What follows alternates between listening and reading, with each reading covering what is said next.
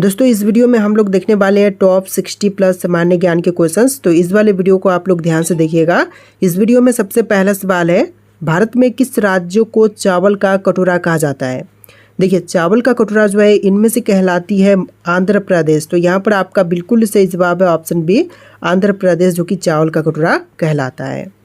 देखिए, आपका अगला सवाल है, पहली बार परमाणु बम कहाँ पर फेंका गया था। तो विश्व में सबसे पहली बार परमाणु बम जो है यह हिरोशिमा पर फेंका गया था। तो सही जवाब है ऑप्शन डी, जापान के हिरोशिमा पर। देखिए, अगला सवाल, ओजोन परत कहाँ पर पाई जाती है। तो ओजोन परत जो है मुख्य रूप से पाई जाती है समताप मंडल में। सही जवाब कीजिएगा ऑप्शन डी, समताप मंडल में ओजोन परत पाई जाती है।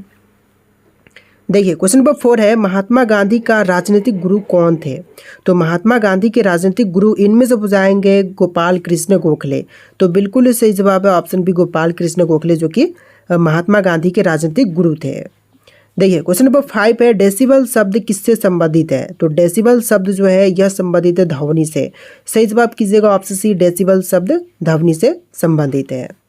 नेक्स्ट क्वेश्चन है, अंग महाजन पद की राजधानी कहाँ पर थी। तो अंग महाजन पद की राजधानी की बात करें तो यह था चंपा में। सही जवाब कीजिएगा ऑप्शन डी, चंपा में अंग महाजन पद की राजधानी थी।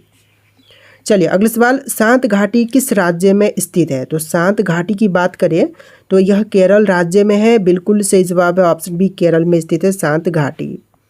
नेक्स्ट क्वेश्चन है, सुनामी का मुख्य कारण क्या है। दोस्तों, सुनामी का मुख्य कारण जो है इनमें से बुझाएगा समुद्री सतह पर भूकंप। तो बिल्कुल सही जवाब है ऑप्शन डी, समुद्री सतह पर भूकंप, जो कि सुनामी आने का मुख्य कारण होता है। देखिए, अगला सवाल, कर्क रेखा भारत के कितने राज्यों से होकर के गुजरती है। तो कर्क रेखा भारत के टोटल 8 राज्यों से गुजरता है। तो यहाँ पर आपका बिल्कुल सही जवाब है ऑप्शन सी। देखिए, अगला सवाल, किस देश के लोग भारत में नहीं घूम सकते हैं। तो भारत देश में नहीं घूम सकते हैं उत्तर कोरिया के लोग। तो यहाँ पर आपका बिल्कुल सही जवाब है ऑप्शन सी, उत्तर कोरिया के। देखिए, अगला सवाल, कलिंग का युद्ध कब लड़ा गया था। तो कलिंग का युद्ध जो है यह हुआ था 261 ईसा पूर्व में। तो सही जवाब है ऑप्शन सी, 261 ईसा पूर्व में हुआ था कलिंग का युद्ध। देखिए, क्वेश्चन नंबर 12 है, तराइल का दूसरा युद्ध कब हुआ था। तो तराइल का दूसरा युद्ध की बात करें तो यह हुआ था 1192 में। सही जवाब है ऑप्शन सी, 1192 में हुआ था तराइल का दूसरा युद्ध। देखिए, क्वेश्चन नंबर 13 है, पानीपत का प्रथम युद्ध कब लड़ा गया था। तो पानीपत का सबसे पहला युद्ध जो था यह हुआ था 21 अप्रैल 1526 में। तो यहाँ पर आपका बिल्कुल सही जवाब है ऑप्शन बी, 21 अप्रैल 1526 में पानीपत का प्रथम युद्ध हुआ था। देखिए, अगला सवाल, बक्सर का युद्ध कब लड़ा गया। तो बक्सर का युद्ध जो है यह हुआ था 1764 में। सही जवाब कीजिएगा ऑप्शन सी, 1764 में जो है बक्सर का युद्ध हुआ था। देखिए, क्वेश्चन नंबर 15 है, गुजरात की जीवन रेखा किस नदी को कहा जाता है।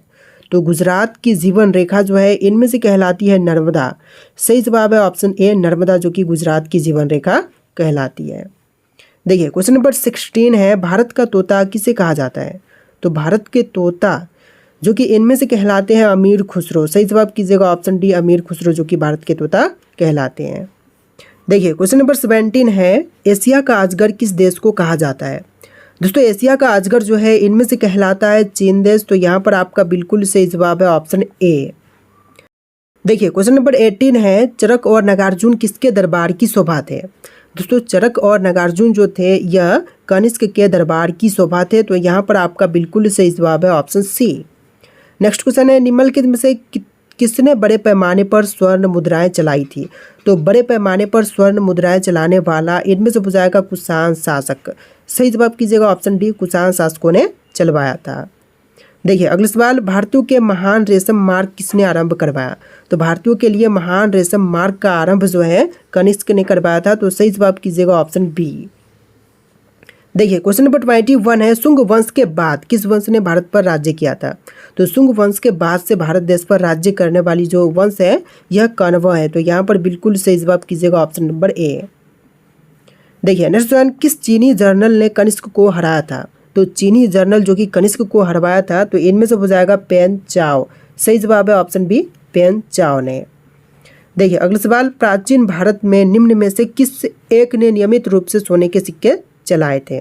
तो प्राचीन भारत में नियमित रूप से सोने के सिक्के जो है कुषाण शासकों ने चलवाए थे।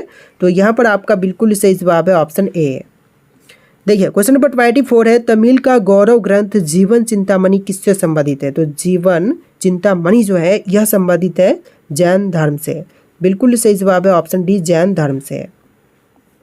देखिए क्वेश्चन नंबर 25 है, निम्नलिखित राजवंशों में किसका उल्लेख संगम साहित्य में नहीं हुआ है? चोल, चेर, कदम या फिर पांडे का? तो यहाँ पर आपका बिल्कुल सही जवाब है कदम का। तो बिल्कुल सही जवाब कीजिएगा ऑप्शन सी। देखिए क्वेश्चन नंबर 26 है, उस शासक का नाम क्या है जिसने विजय स्तंभ का निर्माण करवाया था? तो विजय स्तंभ का निर्माण करवाने वाले शासक जो है इनमें से हो जाएंगे राणा कुंभा। सही जवाब है ऑप्शन ए, राणा कुंभा, जो कि विजय स्तंभ का निर्माण करवाए थे। देखिए क्वेश्चन नंबर 27 है, सेन वंश का संस्थापक था? तो सेन वंश के संस्थापक जो थे इनमें से हो जाएंगे सामंत सेन। सही जवाब कीजिएगा ऑप्शन बी, सामंत सेन। देखिए क्वेश्चन नंबर 28 है, पाल वंश का संस्थापक कौन था?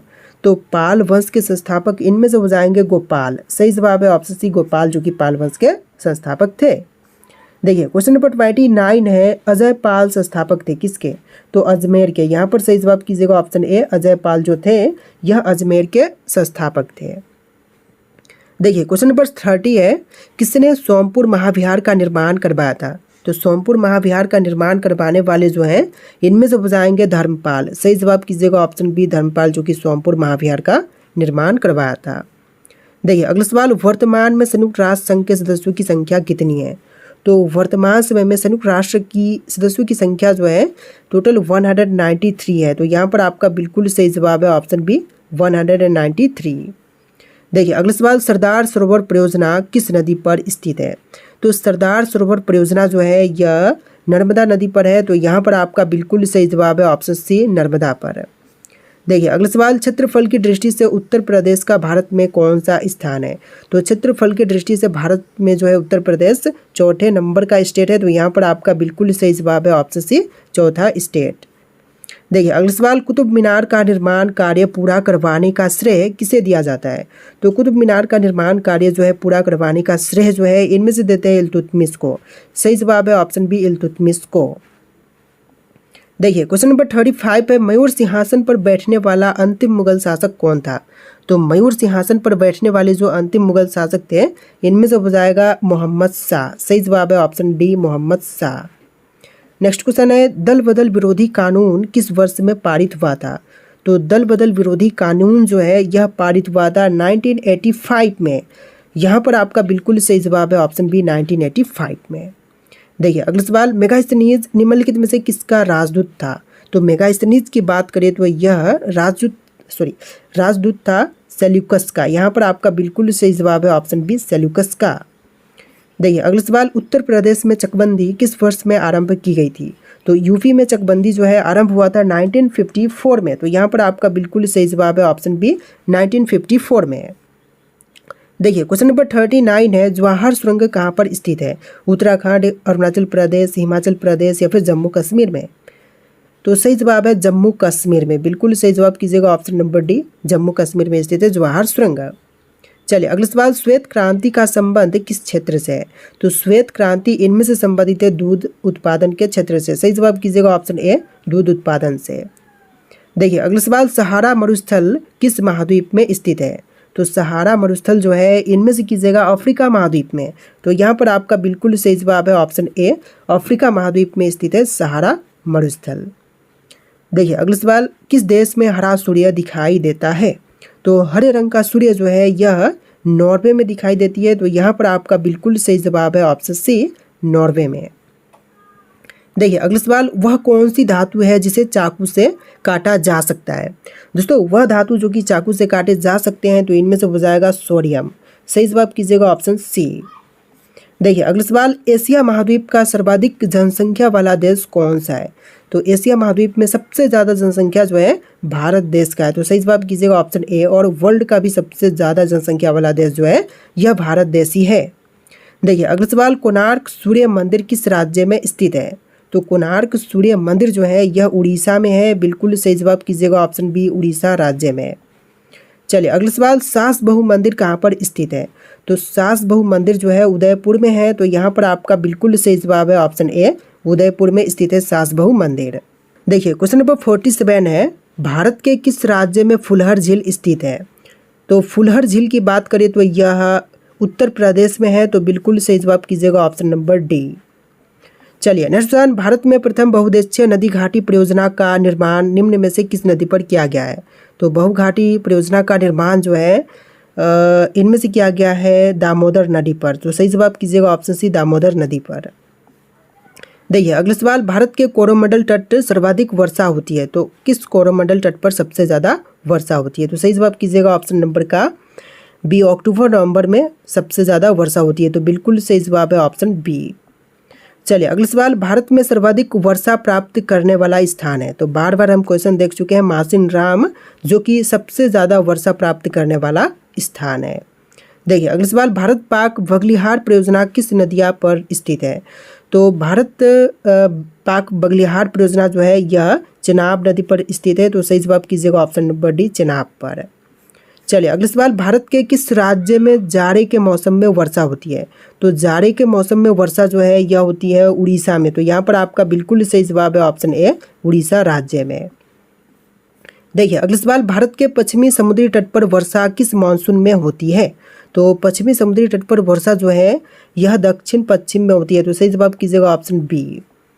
देखिए अगला सवाल, भारतीय वन सर्वेक्षण विभाग का मुख्यालय कहाँ पर है? तो भारतीय वन सर्वेक्षण विभाग जो है इसका मुख्यालय देहरादून में है, तो सही जवाब कीजिएगा ऑप्शन बी देहरादून में। देखिए अगला सवाल, भारत में वृक्षारोपण उत्सव जिसे वन महोत्सव के नाम से जाना जाता है के जन्मदाता कौन है? तो वन महोत्सव के जन्मदाता जो हैं इनमें से हो जाएंगे के एम मुंशी, तो सही जवाब है ऑप्शन सी के एम मुंशी जो कि वन महोत्सव के जन्मदाता हैं। देखिए अगला सवाल, विश्व के कुल वन क्षेत्रफल का कितना प्रतिशत हिस्सा भारत में है? तो विश्व में जितने भी वन क्षेत्रफल है इसका जो 2.82% है वह सिर्फ भारत का है, तो सही जवाब कीजिएगा ऑप्शन बी 2.82%। देखिए अगला सवाल, भारतीय वन सर्वेक्षण विभाग की स्थापना कब की गई थी? तो भारतीय वन सर्वेक्षण विभाग की स्थापना जो है यह हुआ था 1981 में, सही जवाब है ऑप्शन सी 1981 में। देखिए अगला सवाल, भारत में चंदन की लकड़ी के लिए प्रसिद्ध राज्य है कौन सी?